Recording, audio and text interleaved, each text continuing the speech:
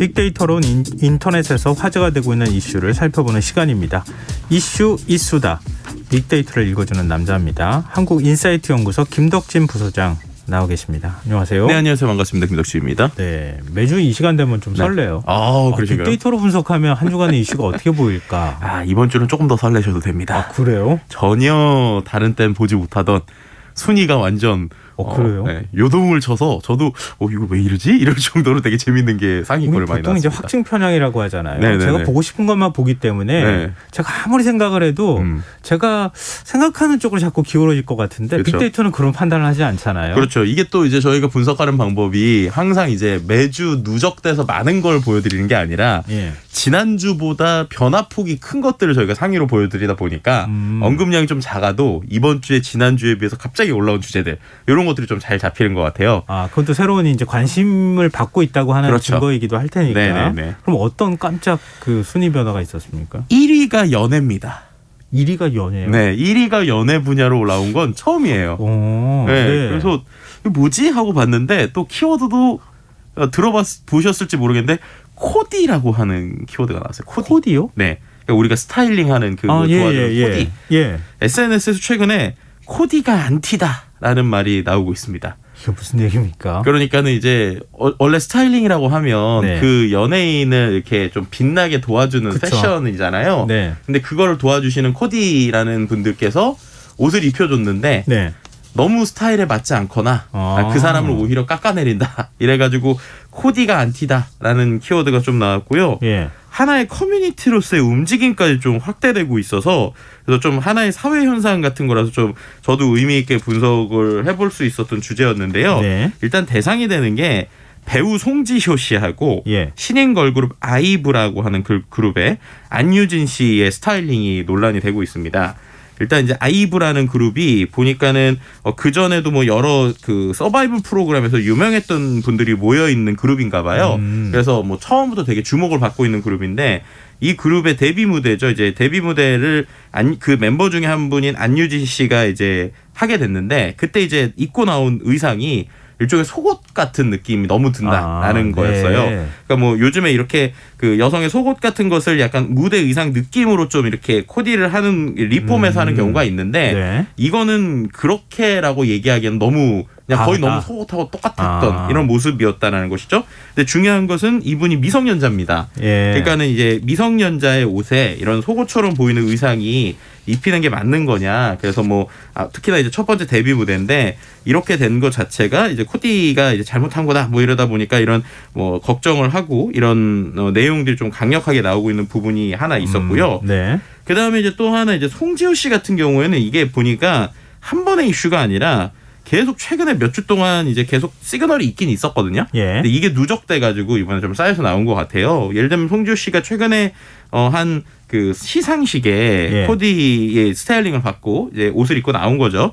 근데 이제 일반적인 팬들이 볼 때는 그 스타일이 뭐 머리도 좀 제대로 다듬지 않은 숏컷인 것 같다. 예. 그리고 또 코트를 입고 왔는데 체형보다 너무 큰 코트를 입었고 또 코트 밑단이 트어져 있는 코트다. 그러니까는 뭐 스타일링이라는 거는 이제 헤어 같은 경우는 본인의 어떤 컨셉이 있을 수도 있지만 이 밑에가 트어졌다는 건 이 스타일리스트가 이제 옷을 관리를 너무 안 한 것이다. 뭐 이런 얘기들까지 나오고 있어요. 근데 그게 왜 그랬냐면 이제 송지효 씨가 계속 고정으로 예능을 나왔었는데 그 예능에서도 계속 너무 캐릭터가 있긴 하지만 좀 여성스러움보다는 부시시하고 꾀재재한 모습들이 너무 많아서 원래 불만이 좀 누적이 돼 있었는데 이런 것들이 이제 쌓여서 이제는 코디가 안티 수준이다. 뭐 이런 얘기들까지 지금 나오고 있는 상황을 볼 수 있을 것 같습니다. 분노한 팬들은 온라인 성명서까지 냈다면서요? 이게 참 놀라웠던 일인데요. 네. 그 스타일링 때문에 성명서가 나왔다는 게 저는 되게 놀라웠어요. 한 커뮤니티에서 송지효의 스타일링 개선을 촉구합니다라는 성명서였는데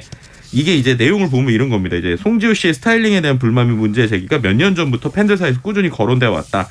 그럼에도 팬들이 배우 송지효를 담당하는 스태프들이 이제 배우랑 사적으로 친하기 때문에 강요를 일방적으로 할 수 없어서 공동행위에 삼가했고 네. 뭔가 뭐 소속사 이전하거나 아니면 의견을 피력을 하더라도 곧 바뀌겠지라고 생각을 했다라는 내용이 있어요. 근데 작년부터 너무 기사도 부정적인 게 나오더라. 스타일링이 이상하다라고 하는 기사가 나왔고 또 뭐 온라인 커뮤니티에서도 스타일링이 아쉬운 연예인으로 항상 송지효 씨가 거론이 되니까 팬들은 더 이상 이걸 좌시할 수 없었다는 결론에 도달해서 이런 성명을 냈다라는 겁니다. 네. 왜냐하면 새로운 어떤 그 팬들이 들어올 때 이 팬들한테 이런 스타일링이 이탈 요인이 된다. 새로운 팬 유입이 어렵다라고 하기 때문에 이런 것들에서 긍정적인 이미지를 이제 형성하는 데 스타일링이 중요하다라는 얘기를 했고요. 그러면서 또 빠른 피드백을 요구한다. 기존처럼 외부의 부정적인 반응을 무시하거나 삭제하지 말아라. 뭐 이런 식의 강력한 좀 성명을 내놓은 것이죠. 근데 옷을 입는 사람 마음이 제일 중요한 거 아니겠어요? 그러니까요. 송지효 씨는 어때요? 뭐 마음에 든다고 하는 겁니까? 이게 참 그래서 흥미로운 것 같은데 일단은 지금 이야기 나온 거에 대해서 이제 뭐 언론사들이 물어봤을 때 이제 소속사 측에서는 드릴 말씀이 없다라고 입장을 밝히지 않는 상황이고요. 예. 근데 어쨌든 헤어스타일이나 말씀하신 대로 기본적으로 코디는 본인이 좀 만족을 해야 되는 부분이 있을 그쵸. 거잖아요. 그러니까는 특히나 이제 헤어스타일 같은 경우에는 자기의 스타일, 자기가 이제 컨셉을 생각하는 게 있을 텐데 그거에 대해서 이렇게 나간다는 것은 좀 이제 개인의 선택까지도 너무 뭐 침해하는 것이 아니냐라고 하는 이제 SNS 의견들도 있고요. 근데 그럼에도 불구하고 아까 말씀드린 대로 옷이 뭔가 찢어졌다라는 것은 이거는 코디가 잘못한 거다. 뭐 이런 이제 여러 가지 의견들이 나오고 있는 상황인데요.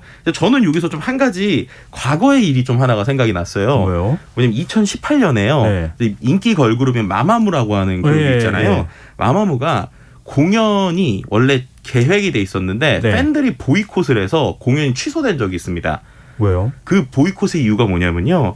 마마무가 너무 활동을 타이트하게 해서 예. 그들이 너무 지쳐 있는데 예. 그 상황에서 그 콘서트를 강행한다. 오. 그래서 이들을 쉬게 해줘야 된다.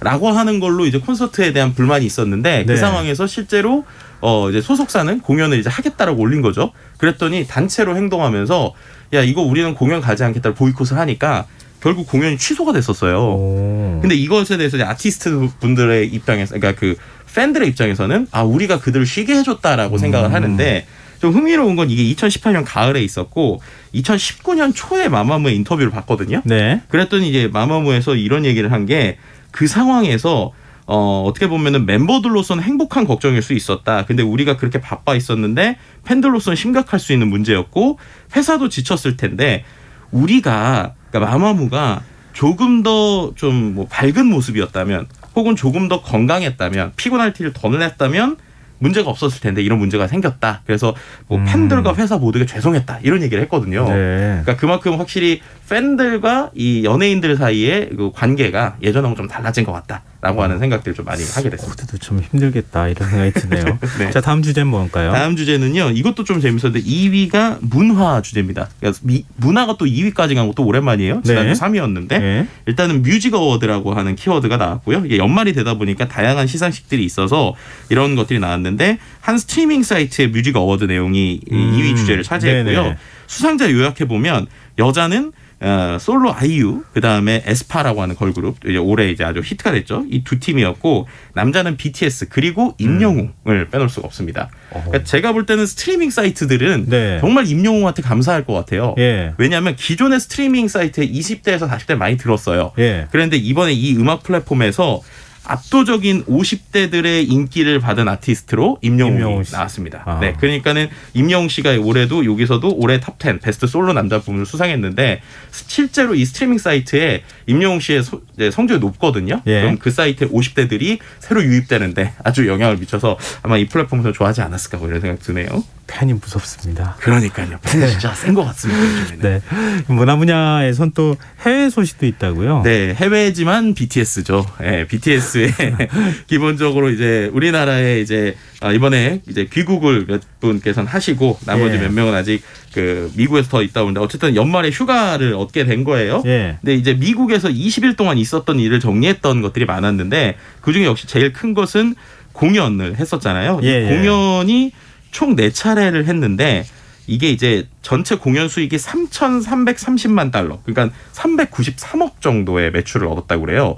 대단하죠. 와. 근데 이게 왜 네. 또 대단하냐면 네. 미국에선 3천만 달러 클럽이라는 게 있더라고요. 몰랐더니. 그건 뭐예요? 그러니까 뭐냐면 한 번에 공연을 해서 예. 그 공연을 통해서 얻은 단일 공연의 티켓 매출이 3천만 달러가 넘는 사람들한테 네. 3천만 달러 클럽이라고 하는 이름을 붙여준다고 하는데요. 오. 지금까지 3천만 달러 클럽 아티스트가 딱 6팀밖에 없었다고 해요. U2 같은 이제 아주 유명한 밴드를 정말요? 포함해서 네. 비영어권 가수 중에서는 이 클럽에 든 게 방탄소년단이 최초라고 합니다. 비영어권 팀에서. 대단한 거군요, 그게. 네, 그러니까는 어떻게 보면은 4번 공연에서 394억이고 LA가 뭐 꽉 찼으니까 네. 제가 볼 땐 LA 어떤 뭐 시장 혹은 공무원분들은 방탄소년단한테 정말 명예상 줘야 될 것 같아요. 그렇죠. 네, 그게 엄청난 엄청나게- 경제 효과를 낸 거니까요. 그렇죠. 네. 참 그런 다시 것도- 한번 네, BTS의 위력을 재밌었고요. 알게 되네요. 네, 또 한 가지 키워드는 캐럴 연금이라는 단어도 있었는데 예. 이때가 되면 항상 연금 받으시는 머라이어 캐리. 아, 네, 그분의 이제 이야기였습니다. 네. 머라이어 캐리가 올해도 이제 크리스마스 공연을 이제 했는데 한 그 OTT 플랫폼에서 예. 드레스가 27kg짜리 드레스를 입고 했다고 그래요. 그래서 실제로 남성 6명이 그 드레스를 이렇게 끌어줬다고 하는데 이제 되게 재밌는 건 머라이어 캐리가 입기에 너무너무 아팠다라고 표현을 했고 하지만 이렇게 허리 부분을 꽉 쥐고 있었지만 나는 이런 상황 익숙하다. 라고 하면서 이제 노래를 불렀던 이런 모습을 좀 보여주기도 했습니다. 코디가 누군지. 거기도 코디가 안 치군요. 네. 자, 3위 주제 어떤 분야에서 네, 나왔습니까? 3위는 정치 분야였고요. 주요 키워드는 대선 후보, 뭐 부산 이런 키워드였는데 윤석열 후보, 이준석 대표가 부산에서 커플 후드티 입고 유세한 부분이 화제가 됐고요. 이재명 후보 같은 경우에는 코로나19 민생 대책 집중한 행보 보였는데 현 정부가 코로나19 피해 보상 인색하다 비판한 내용, 이 내용이 좀 화제가 됐었습니다. 사회 주제는요? 사회 주제는 환경 분야인데 탄소라는 키워드였고요. 예. 이번 주가 탄소 중립 주간이라고 그래요. 예. 그래서 디지털 탄소 다이어트 중에 한 가지가 좀 흥미로웠는데 최경영의 최강 시사에 출연하셔가지고 얘기하신 내용이더라고요. 뭐냐면은 우리가 이메일 하나를 지우게 되면 4g 정도의 이산화탄소를 줄일 수 있다고 그래요. 그래서 이메일 삭제를 잘하는 것만으로도 탄소를 줄일 수 있다라고 하는 내용이 좀 나오기도 했었습니다. 이메일에 잔뜩 편지 쌓여 있는데 그걸 좀 깨끗하게 정리하면 그렇죠. 클라우드 용량이 좀 줄어드니까 거기에서 컴퓨터에서 나오는 탄소를 줄일 수 있다. 그래서 디지털 탄소 다이어트라고 표현을 하시더라고요. 또 모 신문은 또 그렇게 해도 얼마 안 줄어든다. 뭐 또 이렇게 또 기사를 쓰기도 했더라고요. 그러니까요. 자, 마지막 5위 주제는 뭐였습니까? 5위 주제는요. 지난주랑 똑같이 오미크론이라는 키워드가 경제에서 네. 나왔습니다. 그래서 스크류플레이션이라는 걸 고민했는데 예. 스크류플레이션이 뭐냐면 쥐어짜다라고 하는 스크루랑 네. 그다음에 인플레이션. 그러니까 지금처럼 물가도 상승되고 실질 임금이 감소될 때 그 중산층을 쥐어짜는 듯한 인플레이션 생기는 거 아니냐라고 하는 걱정의 의견들인데요. 결국에는 오미크론 때문에 이 어떠한 산업에 있는 가게들이 운영을 못하게 될 때 이런 불안감들이 나오는 것들이 오히려 지난주랑 똑같이 경제 분야에서 이 오미크론이라는 키워드가 또 5위로 등장을 했습니다. 제발 좀 위험하지 않게 소멸했으면 좋겠다 이런 바람인데 확진자가 자꾸 나와서 좀 걱정이네요. 그러니까요. 네, 자 이슈이수다. 지금까지 한국인사이트 연구소 김덕진 부소장과 함께했습니다. 오늘 말씀 고맙습니다. 네, 감사합니다. KBS 라디오 김성환의 시사 1부 순서는